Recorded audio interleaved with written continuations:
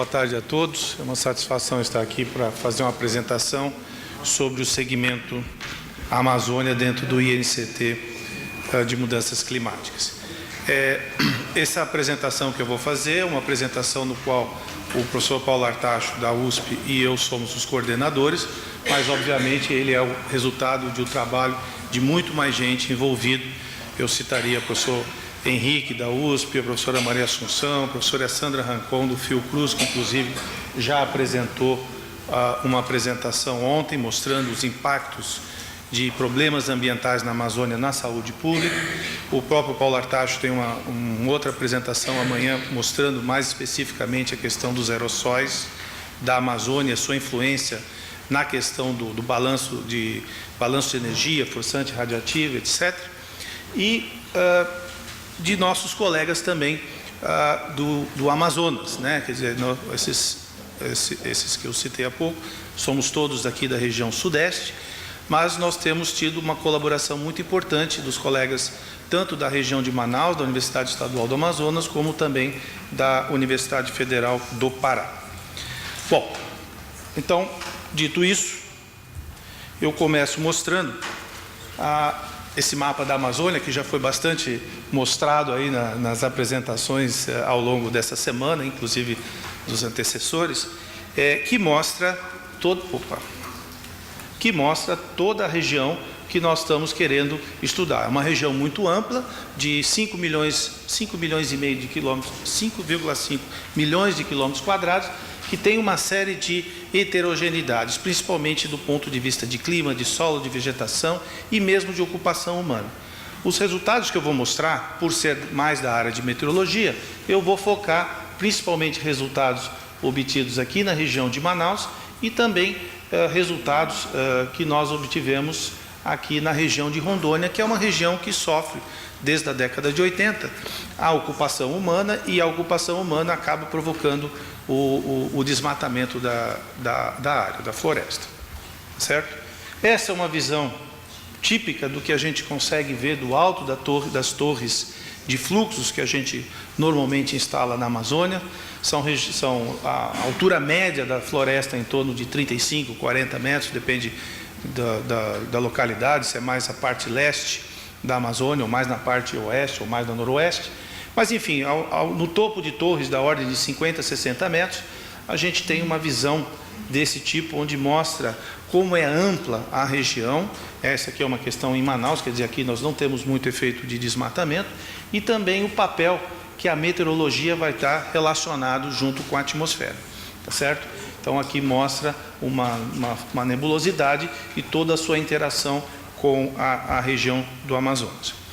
Tem sido bastante discutido e conversado aqui ao longo dessa semana essa questão de desmatamento. E ela realmente importante, né? Desde a década dos anos 70, do final dos anos 70, que se começou não só a medir, mas como a questão do desmatamento começou a entrar na discussão política, né? Na agenda das pessoas, e o INPE passou então a medir, através de imagens de satélite, a taxa de desmatamento ao longo dos anos, né? Então, esse aqui é um resultado relativamente recente, tem os dados de 2010, 2011, e mostra que o ciclo de desmatamento da Amazônia, ele tem períodos maiores, períodos menores, que, ao meu modo de ver, está muito relacionado com os ritmos econômicos que o país sofre. Quando o país vai bem, a floresta vai mal, economicamente falando. Quando o país vai mal economicamente, a floresta acaba ficando intacta.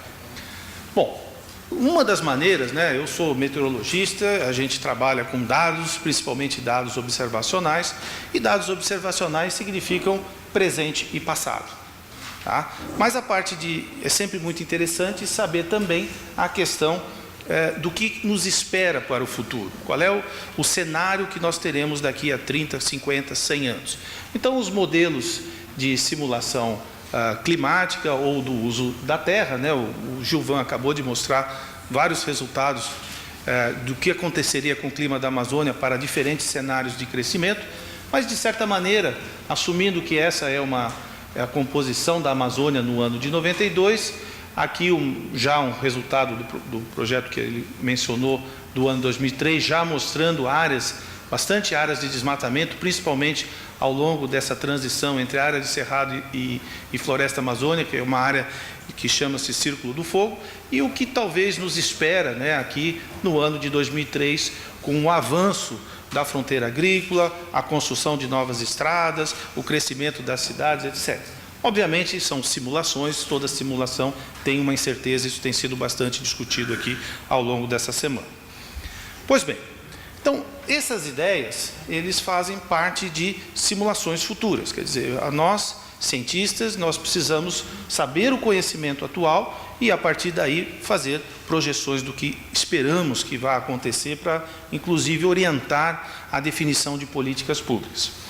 Pois bem, na Amazônia, eu resolvi, então, ao longo dessa minha apresentação, fazer primeiro uma retrospectiva do que aconteceu em termos de experimentos meteorológicos da Amazônia e finalizando aí com as atividades que o INCT segmento Mudanças Climáticas segmento Amazônia tem feito, não só analisando os dados que já foram coletados no passado, que ainda existe muita informação a ser retirada, mas também usando novas técnicas de abordagem e novos experimentos. Pois bem, então aqui essa seria uma relação de projetos que ocorreram na Amazônia desde a década de 83 até praticamente aos anos de hoje, na década 2013, 2014, são quase 35 anos, tá? E começando numa pesquisa chamada ARME, que foi uma cooperação entre o Brasil e o Reino Unido. Na verdade, o Reino Unido veio e o Brasil ajudou a fazer experimentos tentando entender como era o acoplamento entre floresta tropical e atmosfera. Os ingleses que vieram aqui, principalmente na época do Instituto de Hidrologia do Reino Unido, colaboraram com os pesquisadores do INPA de Manaus, do INPE de São José dos Campos, Universidade Federal do Pará, Paraíba e Embrapa, no que na época era uma região bastante distante da cidade de Manaus, chamada Reserva Florestal Duque. Era uma área de 10 mil hectares, que na década de 80 era utilizado para as pesquisas de silvicultura tropical pelo INPA. Hoje, quem conhece Manaus sabe que a cidade cresceu muito ao longo desses anos e a Reserva Florestal Adolfo Duque, hoje ela está praticamente cercada pela cidade de Manaus e é considerado, inclusive, o maior jardim botânico que tem do mundo, pelas suas dimensões e por estar tão perto da cidade de Manaus. Bom, mas naquela época se conhecia muito pouco, para não dizer nada, sobre o acoplamento entre floresta e atmosfera. Os ingleses tinham experiência dessa troca de informação para florestas temperadas, mas não conheciam nada de floresta tropical. Então eles vieram, trouxeram a tecnologia que eles tinham da época para florestas temperadas, principalmente para medir perfis de temperatura, umidade, velocidade do vento, dentro e acima da vegetação, balanço de radiação, em termos de ondas curtas, ondas longas, medidas de fluxo. Hoje fala-se muito em medidas de fluxo, mas em 83 era extremamente complicado ter essas informações que hoje são tão úteis para os processos de validação e calibração de modelos. E também começamos a fazer as primeiras medidas de umidade no solo, que depois se mostrou que era um fator crucial para entender a troca gasosa entre a floresta e a atmosfera. Certo? Para vocês terem uma ideia, essa era uma primeira torre que foi montada na Amazônia, hoje são mais de 15, era a torre formada lá na Duque e que tinha em torno de 45 metros. Essa torre ainda existe hoje, tá? Só que ela, por estar muito próxima à cidade, não é mais utilizado para processos de medições de micrometeorologia e camada limite. E a análise dos primeiros resultados mostraram várias informações importantes que hoje são coisas muito bem conhecidas, mas naquela oportunidade eram fatores desconhecidos, como, por exemplo, qual era o valor do albedo tropical. O albedo é a refletividade da floresta. Então, esse número de 12, na verdade, não se tinha, só se tinha valores para a floresta temperada. A floresta tropical, ela também, o dossel, ele é muito fechado, e quando cai uma chuva, parte dessa chuva não chega até a superfície. Quanto dessa água da chuva fica retida pelo dossel? Não se sabia. Fizeram-se as medidas e chegou-se a esse valor de 11%. Também não se sabia o efeito do armazenamento de energia pelos troncos e biomassas pela floresta. Fizemos pela primeira vez e acabou se determinando. E, consequentemente, também houveram as primeiras estimativas de medições diretas da perda de água pela floresta, chamada evapotranspiração, que davam valores de 3 a 4 milímetros por dia. Antes desse experimento, existiam outras estimativas usando os métodos mais agronômicos, tá? E que eram um pouco acima deste valor. Então, mas já existiam algumas informações. Agora, medidas diretas, essas foram as primeiras medições realizadas. Posteriormente, já em 85 e 87, essa cooperação com os ingleses avançou e foi feita uma cooperação entre o Brasil e a NASA para fazer um experimento. O experimento de Manaus era um experimento que era simplesmente pontual. Esse experimento do Able já foi um experimento mais de larga escala, onde se tentou estudar todo o aspecto que se tinha na Amazônia como um todo, não só na região de Manaus, mas já olhando a parte leste e a parte oeste, que tem características bem diferentes. Foram envolvidos aviões, envolvidos sistemas de radiosondagens e assim por diante. E se determinou já uma série de outras informações e resultados que passaram a fornecer informações para tentar entender como que a floresta tropical interage com a atmosfera e etc. Também ressalta-se aqui que uma coisa que é bastante difundida hoje em dia, que são as medidas de CO2, nesse experimento foram realizadas as primeiras medidas de fluxo de CO2, quer dizer, como que a floresta absorve e libera dióxido de carbono para a atmosfera e depois os seus efeitos na questão do balanço de energia e impacto de esforçantes radioativos. Já na década de 90, dentre os anos 90 a 95, novamente tivemos um experimento junto com os ingleses. Os ingleses fizeram a primeira campanha, depois retornaram aqui já com uma visão maior de que não só nós devíamos pesquisar e tentar entender esse acoplamento floresta à atmosfera, mas também tentar entender em regiões muito próximas como era o comportamento de pastagens. Por que pastagens? Porque naquela oportunidade, naquela década de 90, o desmatamento da Amazônia era basicamente cortava-se árvores para fazer clareiras, para fazer pastagens de água. De agropecuária, cultivo de bois, etc. Então, seriam dois extremos que nós tínhamos de floresta tropical e o seu componente, seu outro lado, que seriam as áreas de pastagem. Tá certo? E nesse caso, já se sabia que a Amazônia ela tem uma heterogeneidade espacial muito grande e resolveu-se fazer medidas não só em Manaus, aproveitando já o conhecimento que se tinha, mas também na parte leste de Manaus, em Marabá, e na parte oeste, na parte de Ji-Paraná.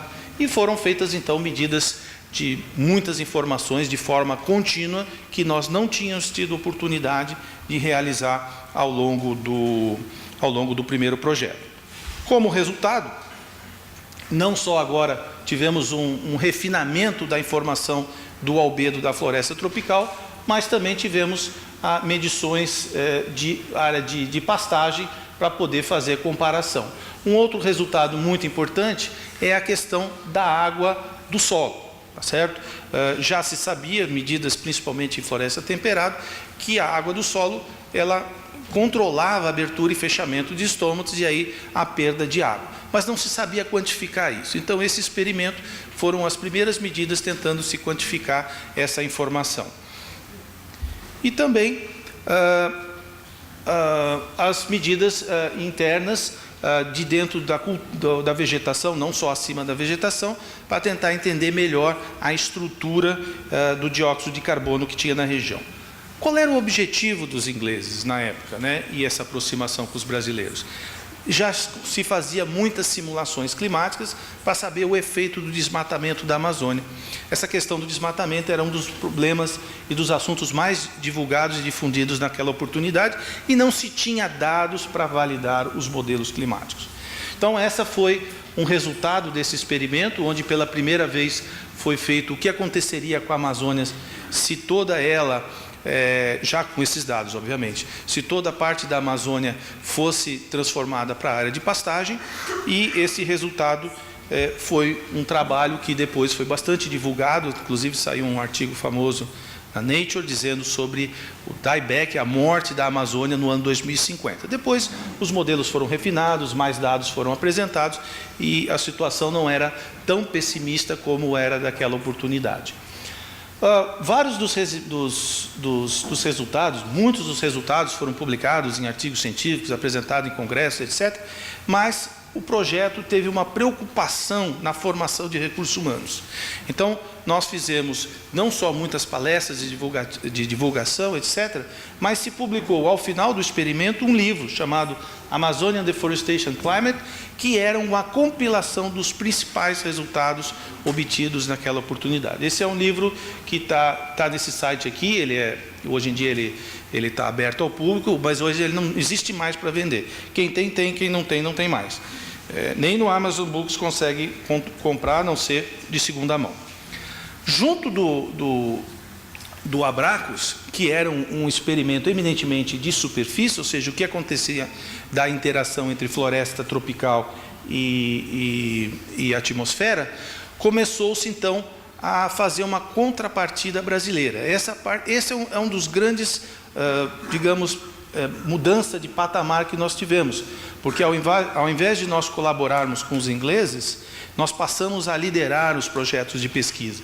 Então, o RBLE foi um projeto dentro do Abracus, mas que foi liberado pela parte brasileira, financiado pela FAPESP, onde nós ficamos, então, concentrados nas atividades de Ji-Paraná. Por quê? Ji-Paraná, então, fica aqui no estado de Rondônia, e nessa região nós tínhamos, em duas áreas relativamente próximas, em torno de 60 quilômetros de distância, informações sobre uma área bastante desmatada, que é essa aqui, que é a famosa espinha de peixe, que acontece na região, bem como uma área ainda de floresta tropical intacta. E esses resultados, coletados com instrumentos que medem a estrutura da camada limite até em torno de 2, 3 quilômetros de altura, permitiram uma série de informações para determinar, por exemplo, o perfil de vento e toda a sua advecção de energia, de nuvens, etc., associados a essa componente do vento. Não só de superfície, mas também da parte da camada limite alta. Pois bem, isso nós estamos aí em 1995, os brasileiros, a comunidade já tinha crescido bastante e já nos sentíamos seguros para fazer programas muito mais desafiadores. Foi aí que veio, então, o famoso experimento chamado LBA, que é o acrônimo de Experimento de Grande Escala e Biosfera Atmosfera na Amazônia. LBA é uma sigla que tem uma longa história, não vou falar aqui hoje, e não tem nada a ver com o título em si. Tá? Mas o LBA, então, começou aí no final dos anos 90, tentando responder duas questões científicas principais. Primeiro é como a Amazônia funciona como uma entidade regional, ou seja, ela tem 5,5 milhões de quilômetros quadrados e ela, apesar de nós fazermos medidas pontuais, ela tem um aspecto de atividade integrada. E até então, as nossas medidas eram principalmente da área de meteorologia. Tinha alguma coisa de hidrologia, de água no solo, etc., mas era eminentemente um experimento de meteorologia. E nessa mudança do último experimento para esse, nós passamos a ter uma abordagem multidisciplinar, onde as várias questões do sistema físico-climático, a química da atmosfera, a biogeoquímica, a parte de armazenamento de carbono, a hidrologia, o uso da terra, começaram a trabalhar de forma integrada entre si. Os pesquisadores não eram mais só da meteorologia, mas eram de várias áreas e todos eles interagindo entre si. E um outro aspecto importante também, que foi abordado nesse experimento, foi tentar fazer uma abordagem mais aqui, não só da larga área, mas desde a grande escala até a área da microescala.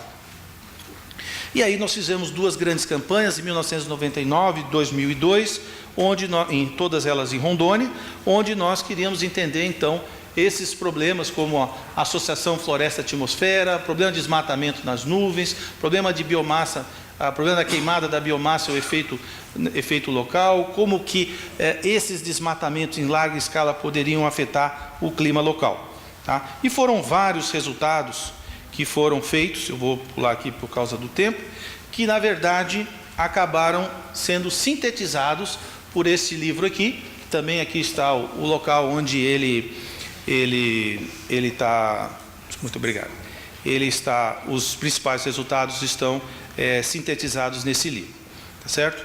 Pois bem, Então, isso foi uma passagem bastante rápida aí do histórico dos experimentos da Amazônia, e isso gera a oportunidade de mostrar o que a gente tem feito atualmente, tá certo? Então, hoje, o grande enfoque é analisar grande parte dos dados que já foram coletados, existem muitas informações ainda disponíveis, e fazer também aí vamos dizer, uma reciclagem das técnicas e dos métodos utilizados. Então, esse aqui é um trabalho que nós estamos fazendo, principalmente é liderado por uma colega lá do Amazonas, tá certo? Vocês vão mostrar aqui, e que, na verdade, ao longo da análise dos dados, mostrou-se que aquele sítio lá em Ji-Paraná, apesar de ser uma área, a reserva biológica do Rio Jaru, ela, na verdade, já não tinha somente as propriedades da floresta tropical e tinha também alguma interferência humana, até pelas dimensões do desmatamento. Nesse local aqui do Hato, que é uma cooperação entre o Brasil e a Alemanha, é uma região que está a leste da cidade de Manaus, ou seja, uma região totalmente intocada, inclusive o acesso para chegar lá é muito difícil. Então, esse é um experimento que tem sido realizado, principalmente pelo pessoal de Manaus. Aqui eu mostro aqueles coletando os dados, e o que eu gostaria de mostrar, e depois eu vou enfatizar, é que essa é uma segunda geração de profissionais que estão se envolvendo e estão conduzindo as pesquisas que começaram lá na década de 80 e 90. Tá certo? Então, são jovens que estão fazendo essas medidas. O Manaus tem os programas de pós-graduação, tem uma faculdade de meteorologia, enfim, eles estão trabalhando principalmente aí na análise e interpretação dos dados.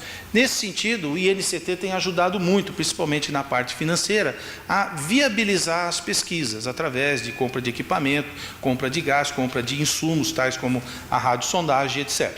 Atualmente estamos na fase de analisar esses tipos de informação. Mais especificamente também estamos trabalhando na questão da modelagem. Não a modelagem que foi mostrada pelo Gilvan, que é uma modelagem mais de larga escala, mas uma modelagem mais localizada. As equações que descrevem a evolução futura são as mesmas, mas a resolução espacial e temporal que acaba sendo diferente.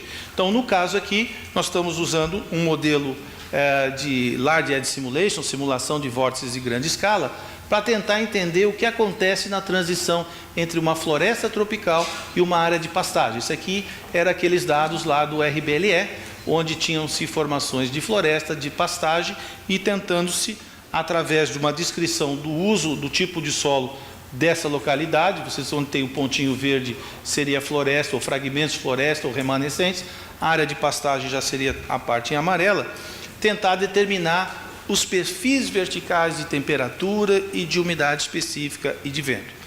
Toda a estabilidade da atmosfera depende dessas informações. Então, para saber como que ocorre a formação de uma nuvem, como que ocorre a advecção de umidade, de vorticidade, ou mesmo de vapor d'água, tem que se saber o comportamento. E aqui nós temos a linha em vermelho, são a linha de observação, e as linhas em azul, as linhas em outras cores são, na verdade, as simulações.